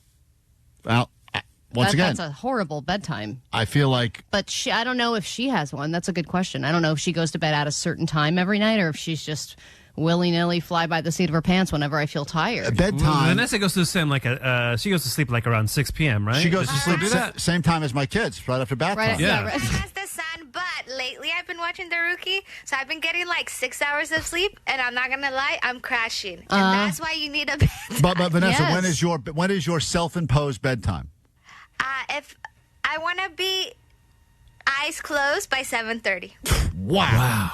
Crazy. That's nuts. I literally said that same sentence to my kids last night. I said eyes closed by 7:30. I wish that my kid would go to bed at 7:30. That's amazing. So Vanessa, 7:30. Damn. So when do you eat dinner? Yeah, when do I have dinner? That's where I'm not very good at. I'll have like one big lunch, and then sometimes I'm like, damn, I should have dinner, but now it's too late. So well, you're like a typical kid. She fills up on snacks. Oh, yeah, typical. I know. You're not going to be hungry for dinner. Jesus. Omar, when is your, quote, bedtime? Unusual day. I mean, I'm going to sleep 10:30, 11, something like that. Damn, that's Around there. insane. How do you but also like I just can't sleep because I know if I try to go to sleep, I'm not going to go to sleep. And then when I do I'm able to fall asleep around 11. Probably 50% of the time, I'm up within 4 hours. Well, there's also, you have to realize what your bedtime is for you. There are certain times where you need to go to bed, and if you miss that window, you're screwed. You won't be able to fall asleep, or there's going to be if you miss the window, then all of a sudden, like, you're up again. And the anxiety of having to wake up will keep you awake. Yes, but Jake, you don't have a set bedtime because you take that long ass nap in the middle of the day. Yeah, I have a night time. So he has a set nap time. Nap time. He's got nappy time, but bedtime is whenever it is, right? If there's a concert that night, usually, I mean, yeah, it's whenever it is, but usually around midnight. Oh my God! What is your bedtime? I don't have a. This is what I was telling this guy. I go, I'm an adult. I don't have a bedtime. Some nights, 11 o'clock. What? Some nights I pass out at 8:30 on the couch. I don't have a... Because you went to bed at 11 the night before. Maybe, but I don't... I feel like bedtimes are for children. No, or they're for responsible adults. Exactly. It feels too... No, I think you guys hit it earlier on. Some people could function with less sleep. And if you know that you can't function, then you're going to go to sleep and, quote, have a bedtime. But I mean, bedtime, if it's self-imposed, isn't really a bedtime. That's just you going to sleep. A bedtime means you're going to bed. You're forcing it upon someone. Right. So, like, that's why I feel like I've now been, I've grown out of having. That's why I was so surprised because this guy found out, you're on the radio in the morning. Oh, he's like, you didn't say like when do you go to? Even that would have been a more normal question. I get asked that a lot. When do you go to sleep? When do you go to sleep? But he's like, when's your bedtime? And I was just thinking to myself, what? When's your night? After 2 stories. Whenever the hell. 2 stories. It's probably because he has kids, and I feel like that's how they speak. It's like when you start saying you have to go potty. Oh my God, nothing worse than when you're out with your friends after you first have a kid. You're like, I gotta hit the potty real quick. Let me go back to the bar. Nothing worse than that. Klein Show. 106.7 KROQ FM in HD Pasadena, Los Angeles, Orange County. The Sonic Pulse of Los Angeles. This is the world famous KROQ. All right, it's Monday still. Nothing we can do about that, but you do have another hour of Klein Alley Show. You didn't ask for it, but you're getting it anyway. Yes, it's the bonus hour that they said was going to be temporary, but it seems like it's not at this point. Yeah, I feel like now that it's almost been an entire year. We started doing this last summer. I think we called it Summer Hours, and now it feels like summer outside, even though technically we're in the month of March. So these are just new operating hours. So these are what we call normal business hours at KROQ. It's just more Klein Alley Show. If you're calling now for Weezer, don't. I know last week we did every hour. This week it's 9, noon, 3, and 6. So just remember these numbers. You'll need them. 800-520-1067. Get you on that standby list to go see some Weezer in Toronto. And we'll give you more chances throughout the entire day to win tickets to see them here. And then again, internationally. If you're just sticking around waiting for good radio, well, you've come to the right place, maybe. And we'll make that happen for you all this hour right here on KROQ. Yeah, we're sticking around for good radio, too. Yeah, I hope it happens. Someone give it to us. If you could call in and give us good radio, we'd greatly appreciate it. KROQ. Klein Alley Show. Mornings on KROQ. Yeah! KROQ.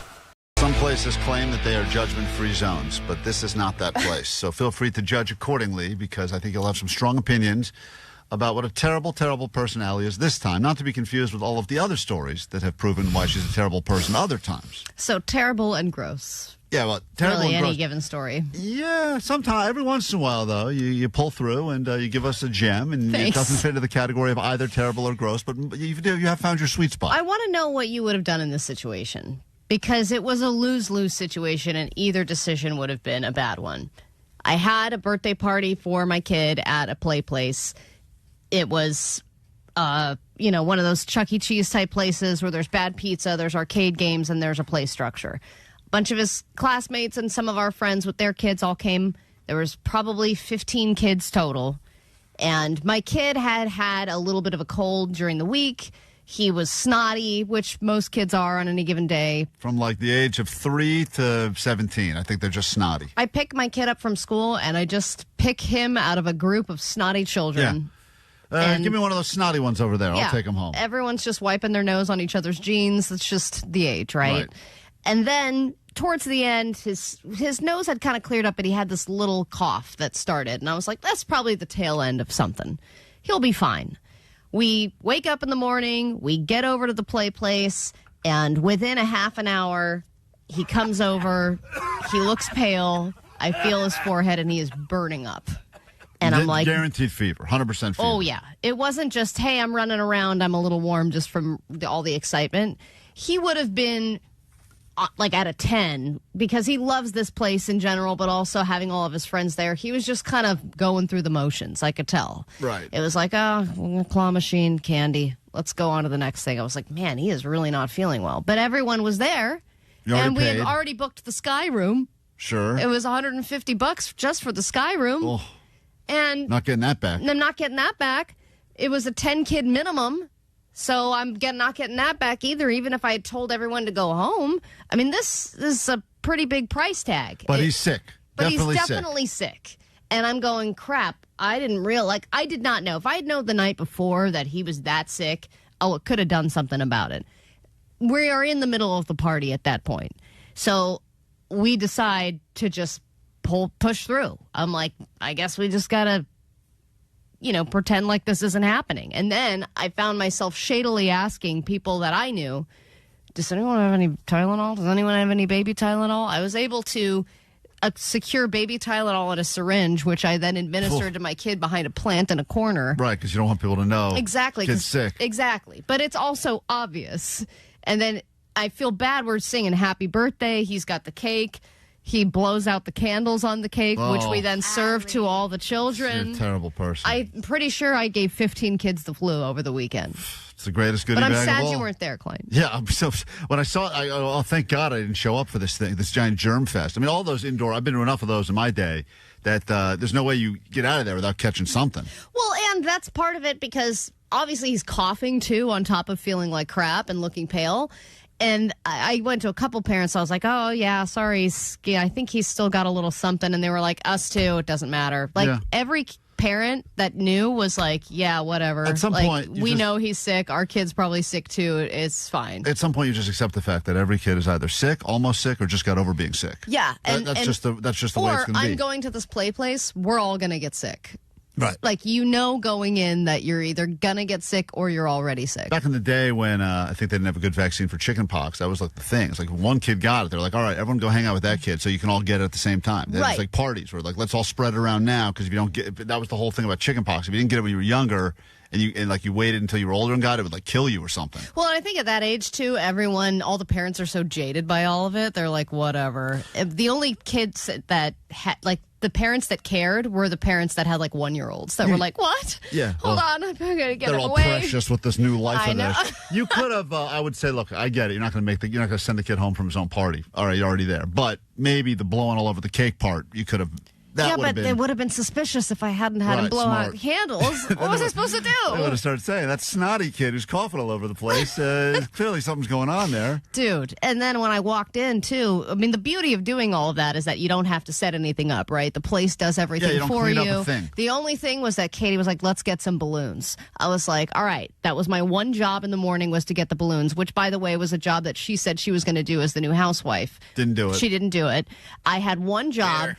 It is an impossible job to complete. I don't know if you've experienced this, but I ended up going to Michael's. There was a line. They said it's going to be 2 hours before you get your balloons. Yeah. Everybody was walking out of Michael's with giant bouquets of balloons. They were like, everyone comes here now because Party City closed. This is the only place in the area that does it.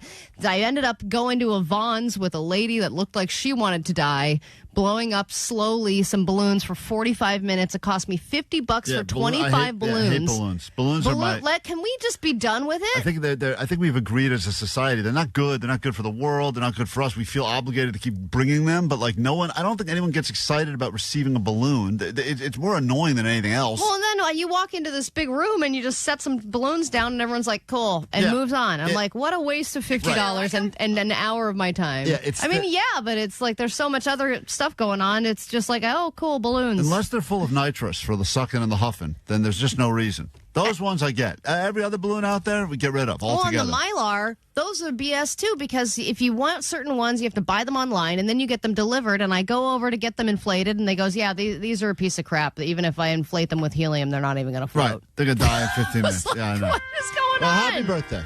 Thank you. And enjoy your flu, kids. You earned it. On KROQ.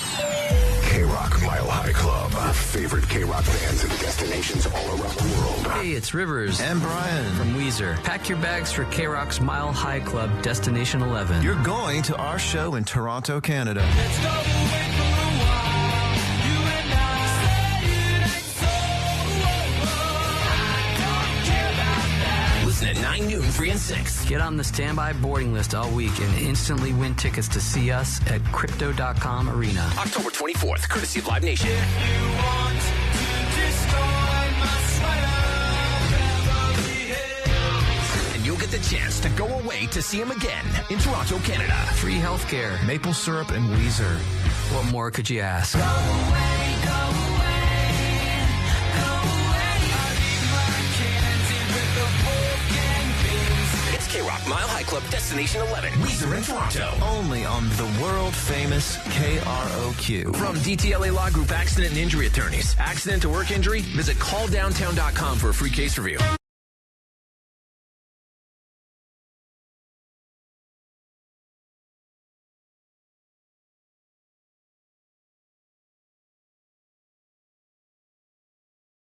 KROQ, we are Klein Alley's show. It's very rare that we all agree on a guest. A lot of times people say, hey, you want to have so-and-so on? We fight about it. Nah, not interested. And it's rare that it's ever a unanimous decision. And when Cheech is ready to come in KROQ, you better believe we're all very, very excited about it. Back on KROQ, back on Klein Alley's show.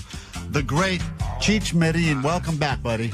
Nice to be here. Thank you very much for having me. Thank you for returning. We've chatted on the phone a few times. You've helped judge our Dank Tank before. You have been obviously a friend of KROQ for a long time, legend in Southern California. And it's. I believe last time we chatted with you, it was for Cheech Marin Day, the new your Cheech day. Marin Day. Really? Yeah, June 20th. Do you remember when your day? Oh, damn it, Al! I was going to ask him if you remember when his day is. Do you remember when your day is? I have a day. That's right. That's how you know. Any day can be Cheech Marin Day, right? Yeah, exactly. We can make it Cheech Marin week, you know. Right? There's listen, when people know you're going to join us, of course, you know you have a huge fan base for a variety of different reasons, and a lot of people I think finally discovered weed because of you back in the day. And I'm going to start with this question. There's a lot of questions, but one of our biggest pothead listeners goes by the name Pantyhose Greg, and he has a question for you that he left on the goat line. It's a question I think everyone has wanted to know the answer to. So. I would imagine you have a question or two for Pantyhose Greg as well, Cheech. Yeah, a bunch of them. This is a one-sided question. This question is, listen, I don't know if you've ever answered this before, so here we go. Take a listen. Klein and Alley, Pantyhose Greg here, a marijuana connoisseur. I have a question for the great Cheech Marin. I'm just curious, what's the longest you went without smoking pot? You know, since you started. I was just wondering the longest you had gone without it. Let me know. All right, Cheech, happy blazing, buddy. Thank you. Do you have an answer? What time is it now? It's just after 10 o'clock. A.M. or? A.M. A.M. Yep. Right before that. Okay. Okay. All right. Do you think your tolerance has gone up over the years? Because I know, like, when I started smoking weed, it was like, oh, okay, you know, you get like a joint, you roll it yourself, and now everything is so potent and so easy to get. Yeah. So now are you, like, at gummies that are, you know, 50, 100 milligrams, or are you still just keeping it a gentle buzz? You know, I have so much residual weed in my body that all I need is an igniter. You yeah, know? just like re-highs you. One hit of anything. Doesn't can be good, bad, but just boom. Just walks near a bonfire and he's high again somehow, right? Just wakes up the inherent nature of my body.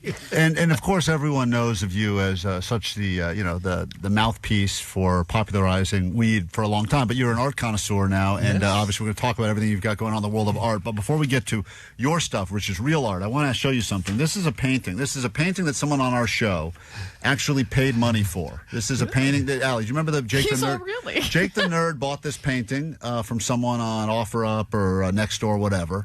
And I just want to get, as someone who knows art, Cheech, does this have any actual artistic merit at all? Imagine this as an actual oil painting. Yeah, this is a picture of the painting, but he has the actual painting in his house. And it's a one of one. There's only one. Okay. So what do you think about this? Yes, it does. It's well painted. Really? You know, it's well painted. You can look at it and, you know, every element works. The background works, the lighting around his head, the blood coming out of his teeth. Yeah, that works. Do you think this is worth $5 or less? There's no way to put a price on it, you know, because it means less.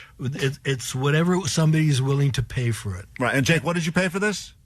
I think like $45. That was a good investment. It's a good investment. Not an investment. It's an investment in your happiness. Because every time you look at this thing, you're happy and you remember the time you bought it, what it meant to you. And, you know, Halloween only comes once a year. Do you think, though, that people can get addicted to buying art? Because I know you've been a curator for a long time, and Jake tends to buy things that, you know, he doesn't even have room for on his wall. Yeah. But I imagine there was a point where you were like, God, I can't just buy everything. I haven't reached that point yet. Really? No. So you just keep expanding and expanding and expanding. Because there's so much good art out there being created every year by these either old Chicanos or young Chicanos. You know, they're still painting. You can paint up until the time you die. You know, so there's always more to buy. Yeah, and then, you know, it depends on what you like. But every generation that comes into this area gives news from the front. You know, this is my neighborhood. This is what it looks like. This is what the people in my neighborhood looks like. This is what the concerns are. And every generation does that. We're in our 4th, 5th generation of painters now in Chicano. And you get a perspective all the time, and it keeps changing. You know, it's like watching the tide, you know, come in and out, and then every time it comes in, it leaves more things on the beach. You know, and because your short-term memory is so fried now, are you looking at art that you've seen over and over again and thinking you're seeing stuff for the first time? No, I have a good memory for that. It is. I remember. That's how I determined whether to buy something or not. Is if you remember it. I've already bought this 4 times. No. It's if I start dreaming about it. Whoa! Oh, really? Yeah, if I haven't bought it, because usually I recognize it right away, and if I can afford it, I'll buy it. But sometimes, because especially challenging work that you've never seen before, kind of this form, I think about it, and then it starts to appear. If it starts appearing in my dreams, then I know that that's a good sign. And it's a bit. So. Jake's painting definitely appeared in my nightmares. Yeah, that's going to be in your dreams tonight. You don't want that. That can work too. When we get back, Cheech hangs with us. We'll get into all things that are going on at multiple different locations here in Southern California, and an opportunity for you to have a Michelada Cheech way, which we'll get into all about that after this.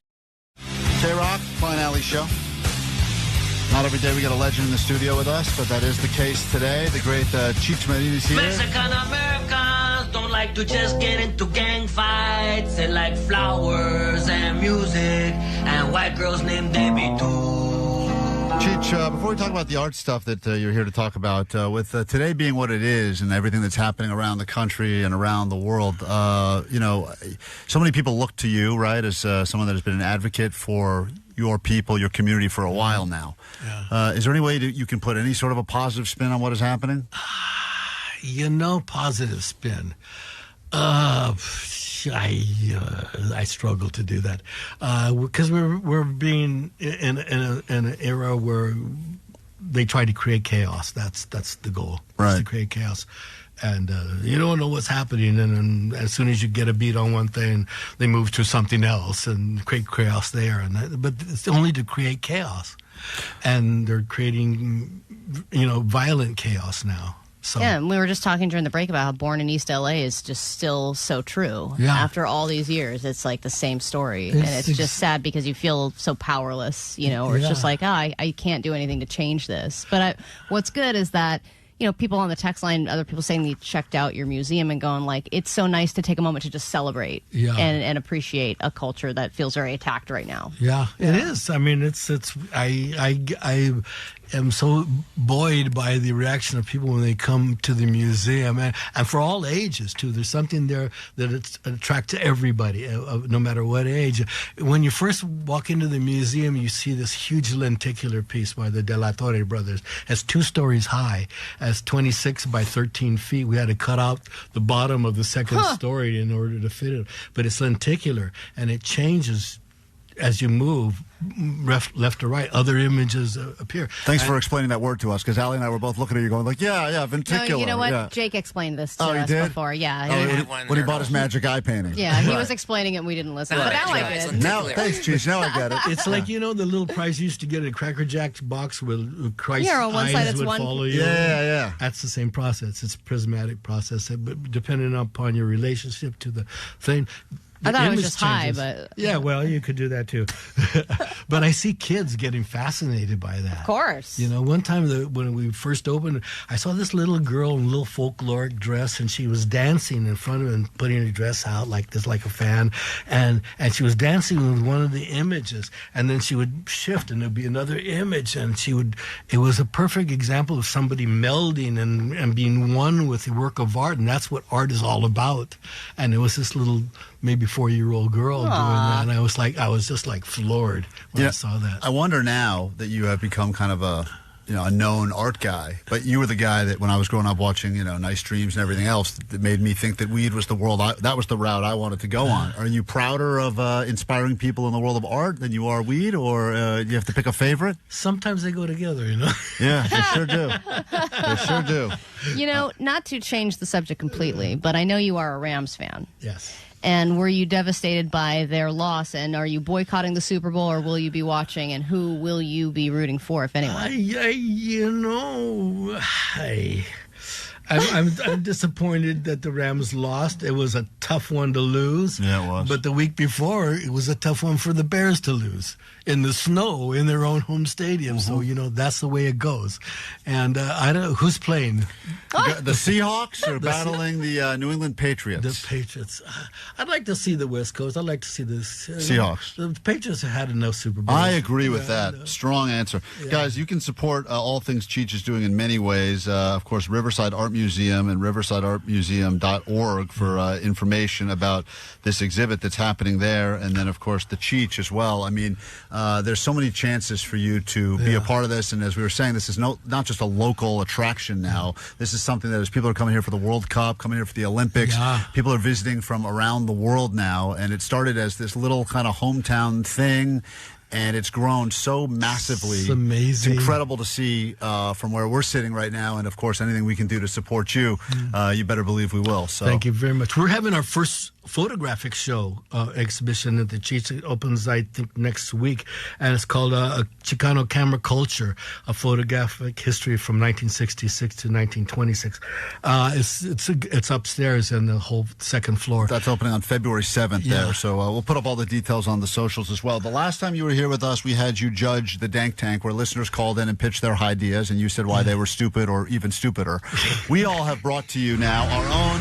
This is an internal show, Dank Tank, with Cheech, where we're all going to pitch you something we've been thinking about, and you have to tell us which of these dumb ideas is the best dumb idea. Jake, you get to go first, because I know Cheech is your actual hero. Yeah, huge fan. Thank you. We've all been high enough that we start tripping and wondering if our weed was laced with something.